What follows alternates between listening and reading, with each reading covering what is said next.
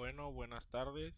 Estamos con la unidad uno que lleva por nombre refrigeración de la materia de refrigeración y aire acondicionado por el alumno Pedro Josué Gómez Salazar. El subtema 1.1 lleva por nombre ciclo mecánico y de refrigeración. ¿Qué entendemos por esto? Bueno, el ciclo mecánico de refrigeración es un proceso termodinámico que permite extraer calor de un espacio y liberarlo en otro.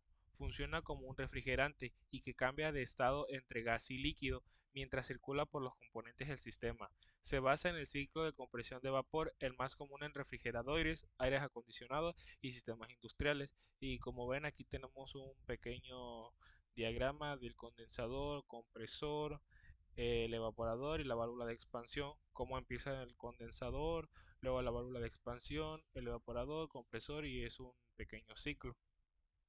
Ok, componentes principales, como ya mencionamos, el compresor es el corazón del sistema. Funciona de la siguiente manera: aspira el refrigerante en estado gaseoso de baja presión y lo comprime elevando su presión y temperatura. Ejemplo, en un aire acondicionado el compresor está en la unidad exterior, el condensador ubicado en la parte externa del sistema. Su función: el refrigerante caliente y presurizado libera su calor al ambiente y se condensa en estado líquido. Un ejemplo, una parrilla de la parte trasera del refrigerador, el que es como una especie de serpentín. Válvula de expansión: un pequeño orificio o válvula que regula el flujo del refrigerante. Una de su función reduce la presión del refrigerante líquido haciendo que su temperatura disminuya bruscamente antes de entrar al evaporador. Y por último, el evaporador, ubicado dentro del espacio que queremos enfriar.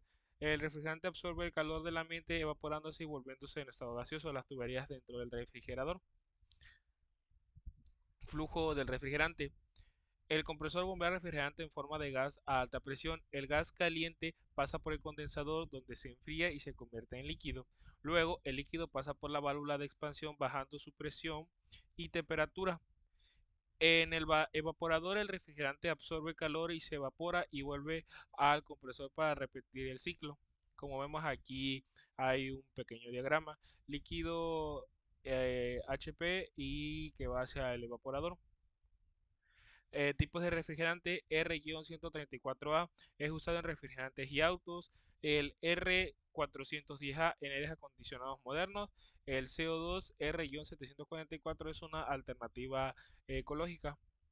Aplicación del ciclo de refrigeración: como bien hemos estado viendo, mayormente se puede encontrar en refrigeradores y congeladores, aires acondicionados, cámaras frigoríficas industriales y sistemas de climatización en autos. Como vemos todo lo que hemos dicho: el condensador, compresor, evaporador y la válvula de expansión, cómo va de gas a líquido, gas y regresa a líquido. Muy bien, ahora vamos con lo que es el ciclo de Carnot. ¿Qué es el ciclo de Carnot? El ciclo de Carnot es un modelo teórico que representa el ciclo más eficiente posible para una máquina térmica. Fue desarrollado por Sadi Carnot en 1824 y establece el límite máximo de eficiencia que cualquier motor térmico puede alcanzar. Este ciclo usa un gas ideal como fluido de trabajo y opera en dos procesos isotérmicos y dos procesos adiabáticos, como podemos ver aquí. Etapas del ciclo de Carnot: la expansión isotérmica, que va de A a B. De A a B. El sistema absorbe el calor Q1 de la fuente caliente. La temperatura se mantiene constante mientras el gas se expande y realiza trabajo. Ahora seguimos con la expansión adiabática, de B a C. De B a C. El sistema sigue expandiéndose, pero ahora sin intercambiar calor. La temperatura del gas disminuye. Expansión isotérmica, que va de lo que es C a D. El sistema libera calor Q2 hacia la fuente fría. La temperatura se mantiene constante mientras el gas se comprime. Y por último, la compresión adiabática, que es de A, D a. El sistema sigue expandiéndose, pero ahora sin intercambiar calor. La temperatura del gas disminuye. Y como podemos aquí hay un pequeño diagrama de lo que es el ciclo de Carnot. Expansión isotérmica, Q1 va hacia arriba. Expansión adiabática, Q es igual a cero. Compresión isotérmica, baja, y compresión adiabática y se vuelve a repetir todo nuestro, nuestro ciclo.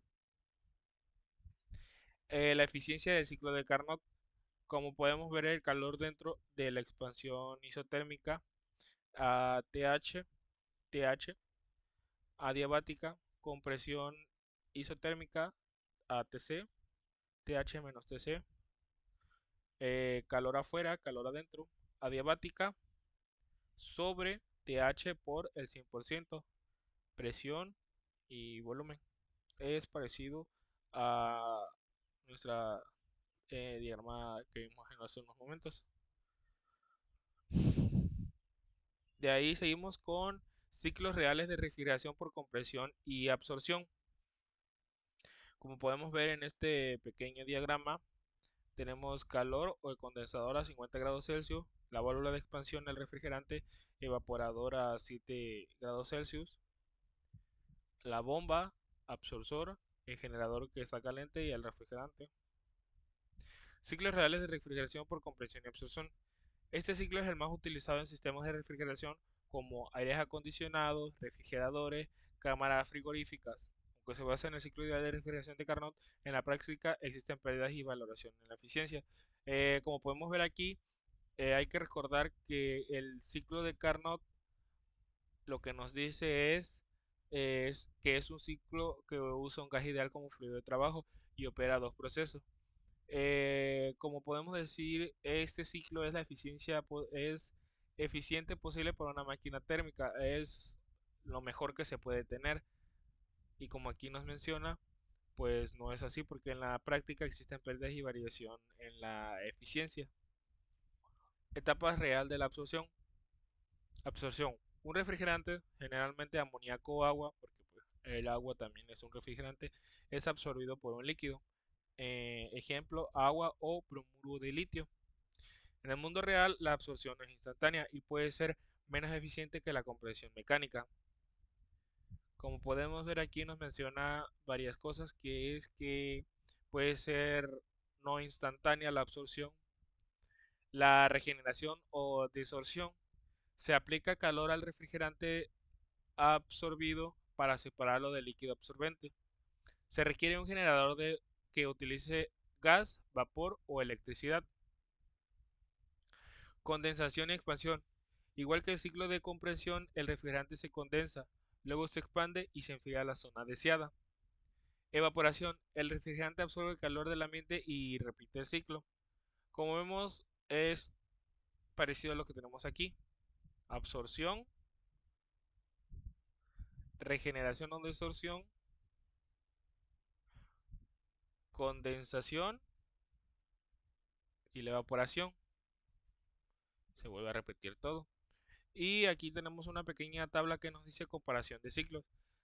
Compresión de vapor, absorción, fuente de energía, la electricidad, absorción sería el calor, gas, vapor o energía solar. Eficiencia energética, en la compresión de vapor es alta y en la absorción es menor, depende de la fuente de calor. Uso de compresor sí, en la absorción no, reemplazado por absorbedor y generador. Ruido es alto por el compresor, la absorción pues como vemos es bajo porque no se tiene un compresor como tal. Aplicaciones domésticas e industriales y por otro lado en la absorción es climatización y refrigeración industrial. Ahora vamos con lo que es ciclo de refrigeración de doble etapa y cascada. De doble etapa y de cascada. Ciclo de refrigeración de doble etapa. Este ciclo es una mejora del ciclo de compresión simple, diseñado para aplicaciones que requieren temperaturas de evaporación muy bajas. Consiste en dos etapas de compresión con un intercambiador de calor intermedio que enfríe refrigerante entre ambas etapas. Aquí tenemos un pequeño diagrama sobre la función de esto. Etapas de este ciclo. Como número uno tenemos compresión en la primera etapa. El refrigerante en estado gaseoso es comprimido y aumenta su presión y temperatura. Como vemos en esta primera etapa, no, volvemos a repetir, el refrigerante en estado gaseoso es comprimido y aumenta su presión y temperatura. Enfriamiento intermedio. El gas caliente pasa por un intercambiador de calor donde se enfría antes de entrar a la segunda etapa de compresión. Compresión en la segunda etapa. El refrigerante se comprime nuevamente elevando aún más su presión y temperatura. Número 4, condensación. El refrigerante se condensa librando el calor al ambiente y convirtiéndose en líquido. Número 5, expansión. El líquido refrigerante se expande y reduce su presión y temperatura. Y por último, número 6, que sería evaporación. El refrigerante absorbe el calor del espacio a enfriar, retornando a su estado gaseoso. Bien, como podemos ver en esta doble etapa, es muy parecido a todo lo que venimos mencionando anterior, perdón, anteriormente, que tiene lo mismo que es evaporador, el valor de expansión, condensador y compresor, etc. Así que esto se podría decir que es muy, muy parecido. Ok, ahora tenemos lo que son ventajas y aplicaciones. Ventajas, mayor eficiencia. Al reducir la relación de compresión en cada etapa, se mejora la eficiencia del ciclo. Temperaturas más bajas. Permite alcanzar temperaturas de evaporación más bajas que un ciclo de una sola etapa. Aplicaciones. Sistemas de refrigeración industriales que requieren temperaturas muy bajas, como cámaras frigoríficas de tamaños industriales. Podríamos mencionar, por ejemplo, en pesca, que se deba mantener alimentos preservados por mucho tiempo. Y también en plantas de procesamiento de alimentos congelados, como bien dijimos el ejemplo de la pesca. Ahora bien, esto que mencionamos era de doble etapa, que como vemos, pues es mejor o mejora significativamente de una sola etapa. Ahora seguimos con ciclo de refrigeración de cascada. Ese ciclo utiliza dos o más sistemas de refrigeración conectados en serie, donde el evaporador de un sistema enfría el condensador del siguiente. Cada sistema utiliza un refrigerante diferente optimizando su rango de temperatura. Bien, como podemos ver aquí tenemos la principal diferencia, que el de doble etapa, bien como su nombre nos lo indica ya, son dos etapas sumadas, mientras que el de cascada es que ambos están conectados por esta pieza, como nos menciona acá, donde el evaporador de un sistema enfría el condensador del siguiente, evaporador y condensador, como bien lo estamos viendo aquí, el compresor, el intercambiador de calor, el evaporador enfría al condensador del siguiente, o sea, están conectados los dos. Etapas del ciclo. Sistema de alta temperatura. Compresión. El refrigerante es comprimido y aumenta su presión y temperatura. Condensación. El refrigerante se condensa liberando calor al ambiente. Expansión. El refrigerante se expande reduciendo su presión y temperatura. Evaporación. El refrigerante absorbe el calor del condensador del sistema de baja temperatura. Sistema de baja temperatura. Compresión. El refrigerante es comprimido. Condensación. El refrigerante se condensa liberando el calor al evaporador del sistema de alta temperatura. Expansión. El refrigerante se expande. Y por último, la evaporación. El refrigerante absorbe la calor del espacio a enfriar. Bien, como podemos ver en esta parte, tienen diferentes etapas y ventajas, principalmente cómo están conectados, ya que el evaporador de uno va al condensador del otro, mientras que el de doble ciclo es como para mejorar, por así decirlo, la eficiencia de uno solo. Ahora vamos con lo que es potencia frigorífica. ¿Qué es la potencia frigorífica? La potencia frigorífica Q' es la cantidad de calor que un sistema de refrigeración extrae de un espacio o un fluido en un tiempo determinado. Se expresa en kilovatios kW o en toneladas de refrigeración, TR, que un TR sería igual a 3.516 kilowatts. Aquí tenemos la fórmula general. La potencia frigorífica se calcula con la siguiente ecuación. Q' es igual a M' por C con literal P por T de entrada menos la T de salida, donde la Q' es la potencia frigorífica que ya dijimos, kilowatts o TR. M' es el caudal másico del fluido refrigerado, que su unidad de medida sería kilogramos sobre segundo. C literal P sería igual a calor específico del fluido. T de entrada es la temperatura del fluido a la entrada del evaporador en Celsius y T de salida la temperatura de fluida a la salida del evaporador, que sería en Celsius también. También se puede calcular la función del fluido volumétrico Q' igual a B' por P sobre C literal P por la T de entrada menos la T de salida, donde B' es igual al flujo volumétrico metro cúbico sobre segundo y P la densidad del fluido, kilogramos sobre metro cúbico. Bien, aquí nos dice T de entrada y T de salida, que hay que recordar que sería aquí. A la entrada, este sería la T de entrada y la T de salida. Bien, ahora venimos con un ejemplo de cálculo. Supongamos que queremos calcular la potencia frigorífica de un sistema que enfría agua de 12 grados Celsius a 7 grados Celsius, con un caudal másico de 5 kilogramos sobre segundos. Sabemos que el calor específico del agua, CEP, es 4.18 kilojoules sobre kilogramo por Kelvin. Aplicamos la ecuación, que es esa fórmula que tenemos aquí.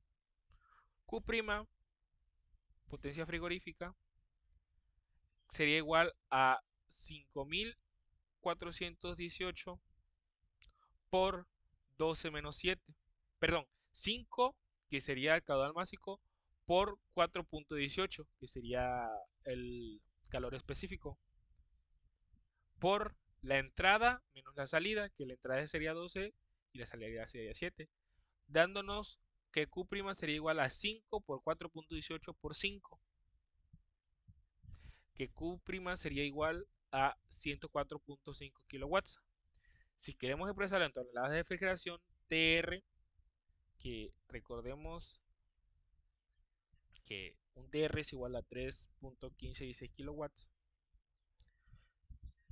quedaría de la siguiente manera: 104.5 sobre, perdón, sobre 3.516 daría igual a 29.7 TR.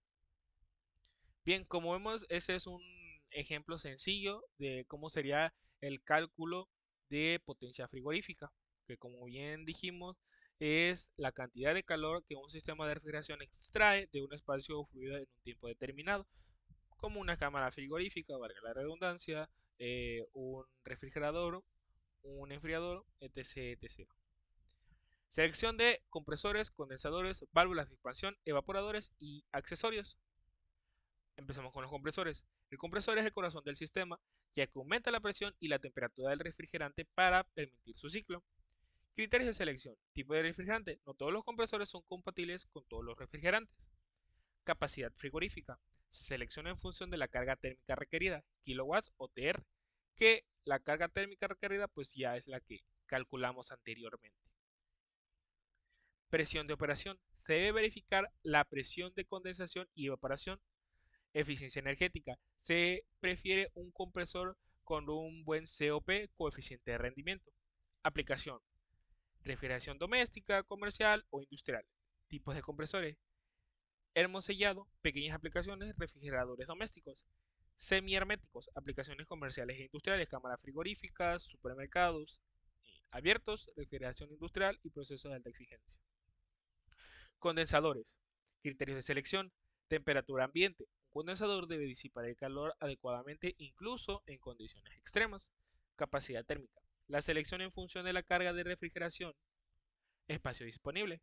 Los condensadores de aire requieren ventilación adecuada. Tipos de condensadores que podemos encontrar. De aire. Usan ventiladores para disipar el calor, como aires acondicionados o refrigeración comercial, que estos los podemos ver de manera doméstica, que son los que van por la parte de fuera. Si ven, tienen como una pequeña turbina, o perdón, un pequeño ventilador que pues básicamente es este de aire. De agua, usan torres de enfriamiento más eficientes pero requieren mantenimiento, refrigeración industrial. Y evaporativos, combinan aire y agua para mayor eficiencia. Válvulas de expansión, regulan el flujo del refrigerante líquido al evaporador, permitiendo su expansión y enfriamiento. Criterios de selección. Capacidad del sistema. Se debe elegir una válvula adecuada para la carga térmica. Presión de trabajo. Debe estar dentro del rango de operación del sistema. Tipo de control. Existen válvulas termostáticas y electrónicas según el nivel de precisión requerido. Tipos de válvulas. Válvula de expansión termostática. Regula el flujo en función de la temperatura del evaporador. Válvula de expansión electrónica, más precisa y usada en sistemas más modernos. Y capilar, simple y económica, pero sin regulación activa.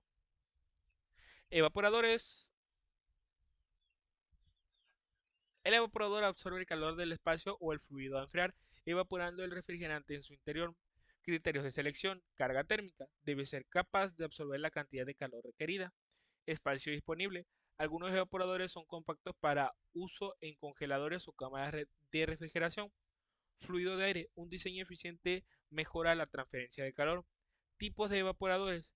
De aire forzado, usados en refrigeración comercial y doméstica. De placas. Compactos y eficientes, utilizados en sistemas industriales.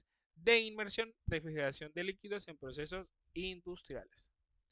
Propiedades de los refrigerantes. Presión y temperatura de evaporación determina la eficiencia del ciclo. Calor latente de vaporización. Mayor valor, menor rendimiento.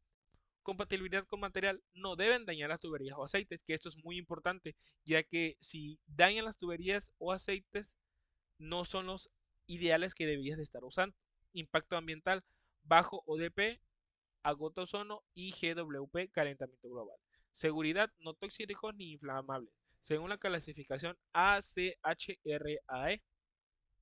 Y aquí tenemos algunos ejemplos de refrigerantes. Como ya mencionamos, el R-134A usado en autos y refrigerantes.